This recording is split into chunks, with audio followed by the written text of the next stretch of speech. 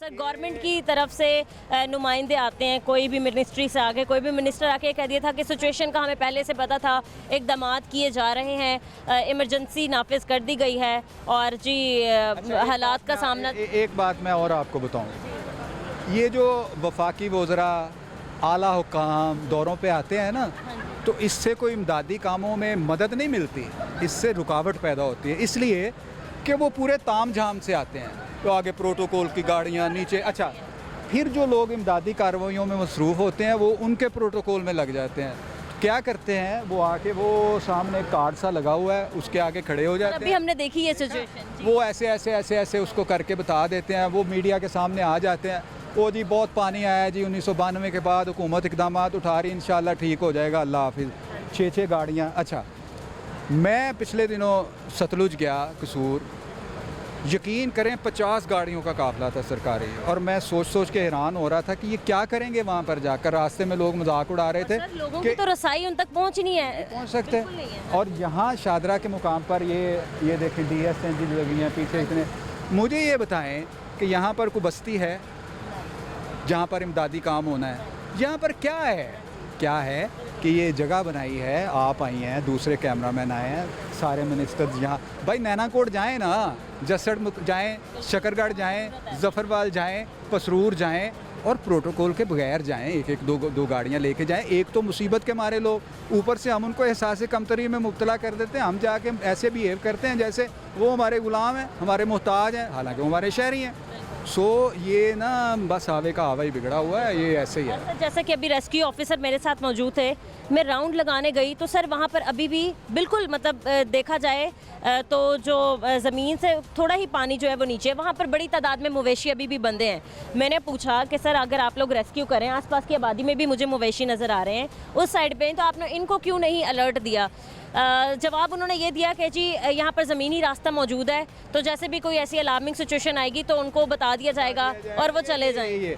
अच्छा ये बात है, और एक बड़ी इंटरेस्टिंग बात है, ये अब ये गाड़ियाँ लगी हुई हैं, ये जो जगह है ना, ये दरिया का पार्ट है। देखें दरिया का पार्ट जितना इधर है ना, जितना ये वो किनारा नज़र आ रहा है ना, इतना ही उधर है, और हम दरिया के बीच में खड़े हैं। अब ये जगह कैसे खुश्क रह गई? पूरे दरिया में तो पानी है। इंतज़ामिया, ये पुल जब मुरम्मत किया कुछ महीने पहले, तो इसका जो बचा खुचा तामीराती मटेरियल था वो सारा दरिया में फेंक, ये वो है। यानी जिस काम के लिए हुकूमत आपको जुर्माना करती है, आपने जी वहाँ गंदगी फेंक दिया, वही काम खुद करके दरिया का आधे से ज़्यादा पार्ट बंद कर दिया है। मैंने कितनी दफ़ा DC साहब से भी कहा, दूर बस कर रहे हैं। तो ये सारा दरिया की जगह है जहाँ पर ये तामझाम लगा हुआ है, तो इसको इंतज़ामिया ने नहीं उठाया। तो आप अंदाज़ा कर लें हमारी संजीदगी का कि हम अब जब 2 लाख क्यूसिक पानी यहाँ पहुँचेगा और इस ब्रिज में से गुजरेगा, जिसके टोटल 13 दर्रे हैं, 13 दर्रों में से तकरीबन जो 1 2 3 4 5 दर्रे बंद हैं, बाकी खुले हैं, तो ये पानी बड़ी स्पीड से गुजरेगा यहाँ से फिर पानी। सर दूसरी बात जो मैं आई, मैंने नोट की सर, ये जो दूसरा अभी पुल तामीर किया सर, अगर हम पुराना पुल देखें ना, तो सर नीचे उन्होंने ऐसी पुल के नीचे एक दीवार बनाई है जो कि पानी को काट रही है।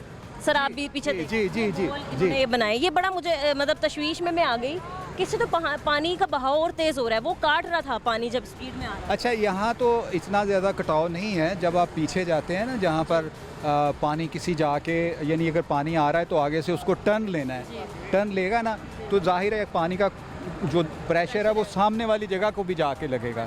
तो जब पानी आता है तो वो जब सामने वाली जगह पे लगता है जाके, तो वहाँ से वो मिट्टी को दरिया में अपने साथ लेना शुरू कर दे, तो लोगों की बहुत ज़्यादा रकबे जो हैं वो सैलाब के दिनों में दरिया बुर्द हो जाते हैं।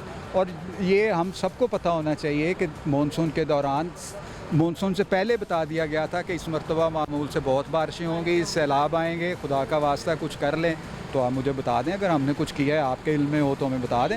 ये 15 सितंबर तक मानसून का ऑफिशियली मौसम है, जब ये ख़त्म हो जाएगा, ये कैफियत ख़त्म हो जाएगी, आप अपने घर में अपने घर, उसके बाद फिर डेंगी का सीज़न शुरू होगा।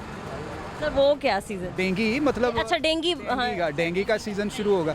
अच्छा जब डेंगी ख़त्म होगा ना, तो जैसे फिर जब सर्दी आगे आना, तो फिर स्मोक का सीज़न शुरू हो जाएगा, तो ये काम ऐसे ही चलता रहेगा। हमारी संजीदगी, बस अब मैं ज़्यादा तल्ख बात नहीं करता, तो बस यहीं तक महदूद रहें तो बेहतर है। सर वही कि मतलब एक अलर्ट दे दिया या आके टीवी पे प्रेस कॉन्फ्रेंस कर दी और बरी ज़िम्मा हो गए। भाई एक इंतहाई आला होते अहम ओहदों पर फाइज लोगों का क्या काम है कि वो में भाई ये तो हमें महकमा मौसमियात बता देता है कि 30%, 16%, 15 ज़्यादा बारिशें हुई, फ्लड घरों में रहें, ये ना करें, बाहर डिवीजन हमें ये बता देता है कि भाई भारत ने इतना पानी छोड़ दिया, जसड़ पे इतना आ गया, रावी आम आ गए, लोगों तक कन्वे। आप ये बताएं कि भाई हमने 2 लाख दरख्त लगा दिए दरिया के रास्ते में, भाई हमने एक नया हेडवर्क्स बना लिया, भाई हमने एक नया बिराज बना लिया, इस मरतबा जो पानी आएगा उसका एक कतरा ज़ाया नहीं होगा। तो आप हमें ये बताएं ना, आप हमें क्या बताते रहते हैं, हमें नहीं पता ये क्या होता है। और फिर दुनिया को हम जाके बताते हैं जी देखें बड़ा नुकसान हो गया है जी, कुछ हमारी मदद कर दोगे यार, जाओ मगरों में ले जाओ। तो ये है सूरत हाल। सही है सर। एडवाइजरी क्या कहना चाहेंगे, क्या एडवाइजरी जारी करनी चाहिए या फिर क्या ऐसी पॉलिसीज़ बनानी चाहिए थी गवर्नमेंट को? पहले नंबर पर दरख्त, दरख्त दरख्त दरख्त दरख्त, दरख्तों का कोई नेमल बदल नहीं है। अब आप ये कह सकती हैं, देखें बैनुल-अक़वामी मेयार के मुताबिक किसी भी मुल्क के 25% रकबे पर दरख्त हों तो बड़ी अच्छी बात है, लाजम है। और हमारे यहाँ भी मुश्किल 5% रकबे पर हैं। उन 5% में से भी 18% हमने 1992 से लेकर अब तक ख़त्म कर दिए। अब आप ये कह सकती हैं कि भारत में तो 20% रकबे पर जंगलात हैं, तो भारत में इतने सैलाब क्यों आते हैं? तो उसकी वजह यह है कि भारत को मानसून का गढ़ कहा जाता है। हम एज पर हैं, भारत गढ़ है मानसून का। अगर वहाँ 18-20% जंगलात ना हों तो वहाँ तो क़यामत आ जाए। अच्छा सर, एक बात ये भी है कि कुछ लोग हमारे शहरी जिनको इतना नहीं पता, वो इसका अभी भी जिम्मेदार जो है कि रावी, चनाब या सतलुज में पानी आ गया, भारत को जिम्मेदार ठहरा रहे हैं कि भाई उनकी गलती है, दुश्मनी निकाल रहे हैं, जंग का बदला ले रहे हैं। ऐसा बिल्कुल नहीं है। नहीं नहीं, ऐसा बिल्कुल नहीं है। देखें मैं फिर आपको बताता हूँ, जिस तरह मैंने पहले भी बताया कि 1960 में मुआहिदा हो गया भारत के साथ कि भैया 3 दरिया हमारे हैं, जेहलम, चनाब और सिंध। और भाई 3 दरिया, दरिया ब्यास, दरिया सतलुज, दरिया रावी पर आपका हक है। इसका गारंटियर बना वर्ल्ड बैंक। उस वक्त वर्ल्ड बैंक का नाम कुछ और था। बरतानवी हुकूमत भी इसमें ज़ामिन बनी। तो ये एक इंटरनेशनल लेवल का मुआहिदा है।